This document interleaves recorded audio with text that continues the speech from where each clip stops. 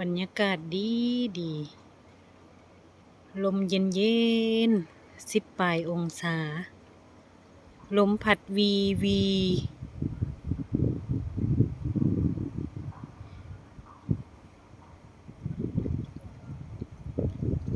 หนองเนาะหนองป่าหนองอยู่นี่มีแบบเป็นบ่อนย่างลิ้นคล้ายๆสวนสาธารณะแหละ